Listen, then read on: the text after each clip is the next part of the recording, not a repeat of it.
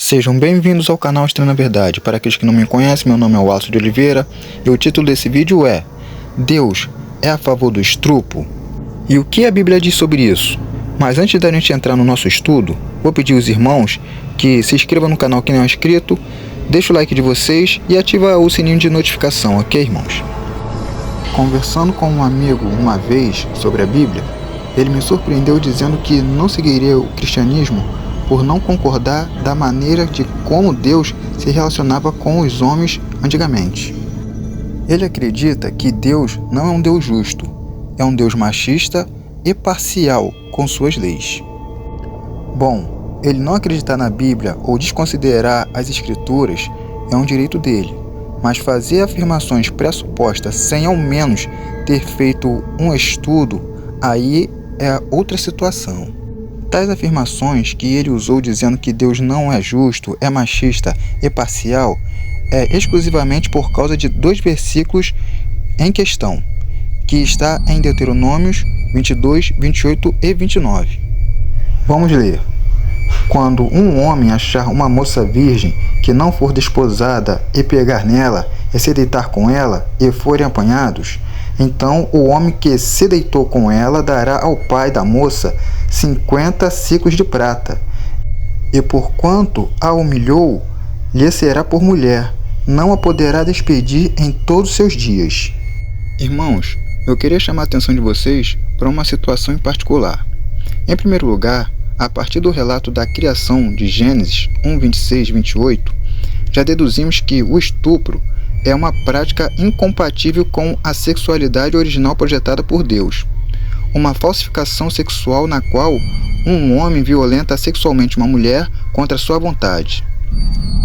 Em segundo lugar, nas leis de Deuteronômio, quando uma moça estivesse comprometida, noiva ou casada e fosse estuprada, a pena era capital, morte, mas apenas para o estuprador.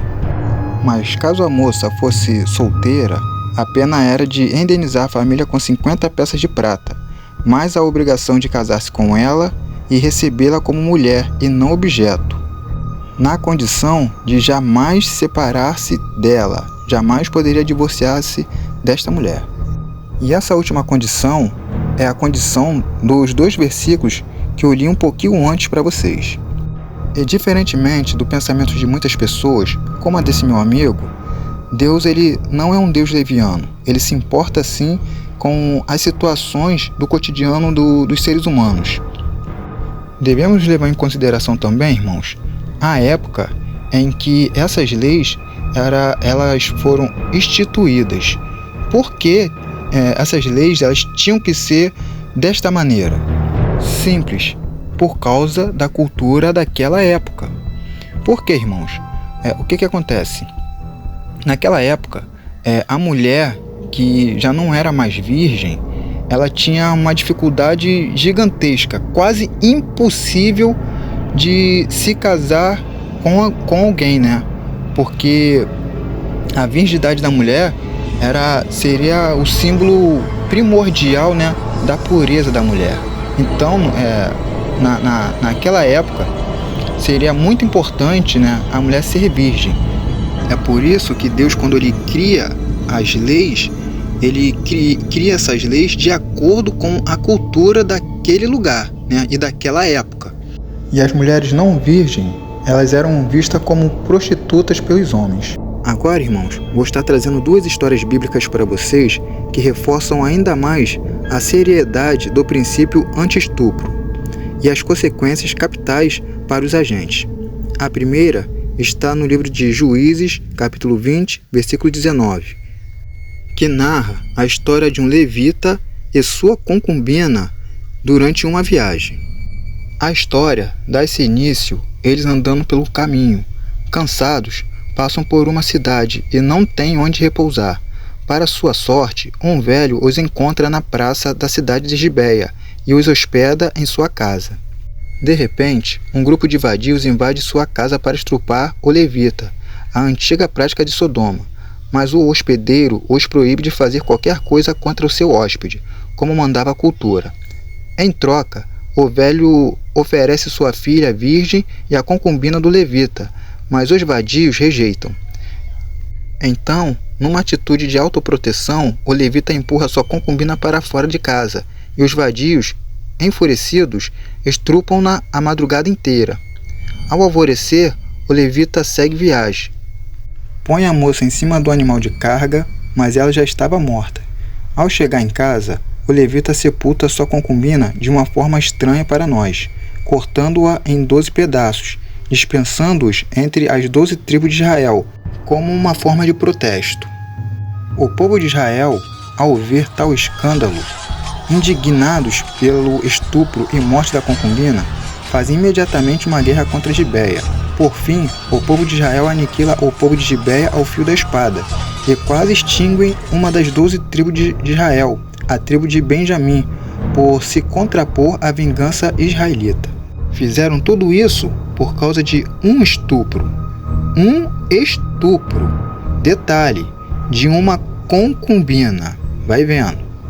Isso é suficiente para concluirmos que, no Antigo Testamento, diferente de todas as outras culturas da Antiguidade, estupro era um caso tão sério que levou a nação israelita a destruir uma cidade como punição.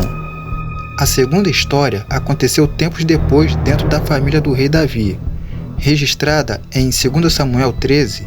Nela, um de seus filhos, Amon, apaixonou-se por sua meia-irmã Tamar, pois Davi teve várias esposas, e num ato de loucura armou um plano para aproveitar-se dela sexualmente. Tendo o plano funcionado, Amon estupra sua meia-irmã Tamar e, após deitar-se com ela, despreza-a de forma desumana.